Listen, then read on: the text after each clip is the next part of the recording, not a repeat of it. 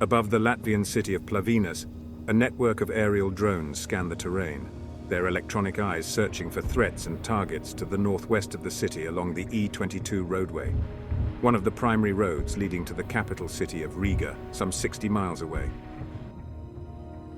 From his mobile command vehicle along the bank of the Iviekste River, Colonel Oleg Nagamov, commander of the Russian 2nd Guards Motor Rifle Division, eyed the drone data and video feed as it came in. Nagamov, who had just days before gained the nickname the Butcher of Latvia after his authorized massacre of surrendered NATO troops in Rezekne, was pleased with what he saw. The roadways and terrain ahead were clear as the last of the NATO forces in the area retreated. The short, swift battle for Plavinas was over. Though anticipating increased resistance as they approached Riga, he remained unwavering in his conviction about the eventual outcome. If the skies remain contested, he predicted, Riga will be ours within 36 hours. Nagamov glanced down at the alarm on his watch. His command vehicle had been parked for 10 minutes. It was time to move from the potential eyes and ears, including on the electromagnetic spectrum, of NATO and the reach of their precision missiles. As he prepared to leave, a flash message arrived. It read in part, "Confirmed US 173rd on the ground near Riga." Nagamov grinned. The Americans' airborne arrival in the Baltics was not unexpected. On the road to Riga and victory, the Butcher of Latvia looked forward to greeting them.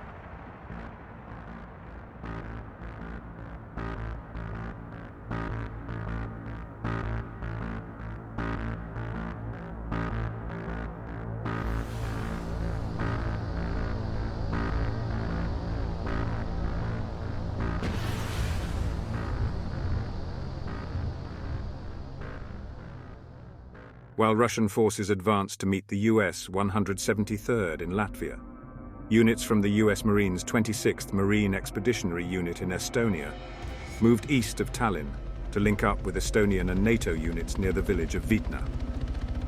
Marine Lieutenant Colonel Josiah Pryor arrived to find his counterparts bruised, bloodied, and preparing for a full retreat after having lost the city of Rakvere hours earlier. Channeling an officer's famous quote during World War I, an impatient Pryor was heard to bellow, "Retreating? Hell no. We just got here."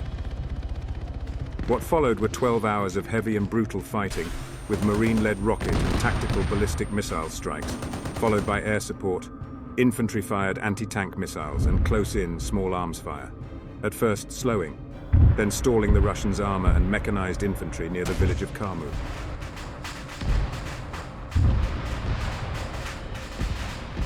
Losses on both sides were considerable, with vehicles, aircraft, and bodies littering the woodlands and fields along Highway E20.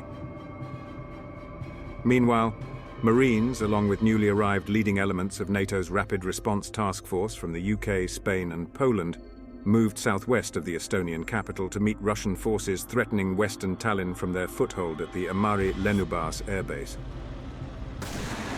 Soon, with Russian air defense systems suppressed or destroyed, US and NATO aircraft began to systematically eliminate enemy forces dug in, while Russian airborne units to the north found themselves cut off and encircled in the town of Kea. 180 miles south, Colonel Nagamov was unaware of the violent struggle taking place in Estonia. He and his division, along with the entirety of the 1st Guards Tank Army, were busy with troubles of their own. Tasked with advancing north on the A6 expressway and using the widely adopted doctrine of bots before boots, the drone battle was not going well for Russia.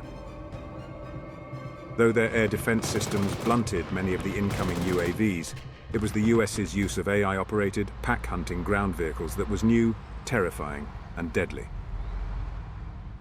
War correspondent Harry Ridgway found himself and his videographer on the front lines of the robotic war near the small Latvian village of Klidzaina. He described the experience. "First came the Russian unmanned recon vehicles that passed by us, heading north," said Ridgway. Seconds later, all of them were simultaneously hit.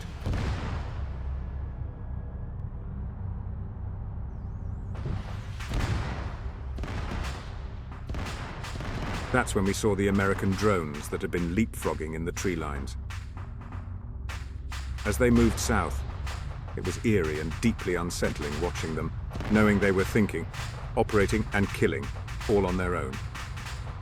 Still in the prototype stage of development and few in numbers, the Manx-class drones moved on, hiding and bypassing the Russian armored units to locate and destroy the more critical fuel and supply vehicles. By late afternoon, Russian units had reached the town of Kegums, important in its access across the Daugava River. The plan was for Nagamov and the second to cross the Daugava and establish a footing, allowing forces to proceed and threaten the western side of Riga. But it was not to be. Inside a pre-war command bunker in Tallinn, specialists from Estonia, America, UK, and Denmark, coordinating with intelligence agencies across NATO, were actively listening deep inside the Russian military's secure communication networks in the Baltic theater. In particular, inside Nagamov's 2nd Guards Motor Rifle Division. Not only did NATO know the division's planned route, they knew precisely when it would be most vulnerable. With the way seemingly clear, nearly a quarter of Nagamov's vehicles had crossed the dam when a hail of incoming missile and rocket fire destroyed the dam's roadway, as cluster munitions tore the trapped vehicles on the opposite side of the river to pieces.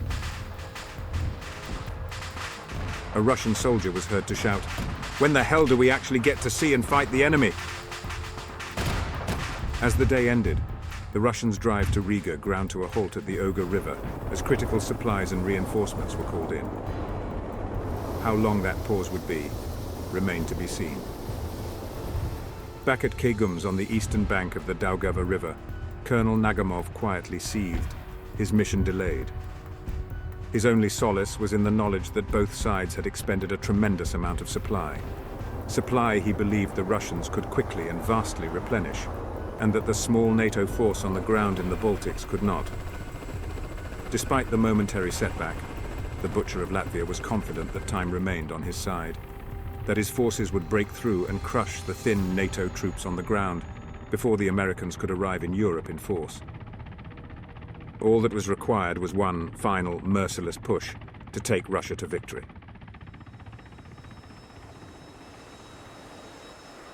In the next episode, NATO struggles to supply the front lines, forcing a risky but crucial operation that could change the trajectory of the war. If you enjoy this series and would like to support it, please send me a YouTube thanks, or go to my Flat Circle History Patreon site where you will get behind-the-scenes access, member-only content, or even have a character named after you. Plus, it will help out John, the guy who makes all these episodes possible. Also, a shout-out to Ian Brown, retired US Marine officer and creator of the wargame Maneuver Warfare. Ian provided me insight and information about modern warfare, what's plausible, what's concerning, and what's coming. A huge thank you to Ian, and a link to his game is provided in this video description. And as always, please like, subscribe, and share this video. And thanks for watching.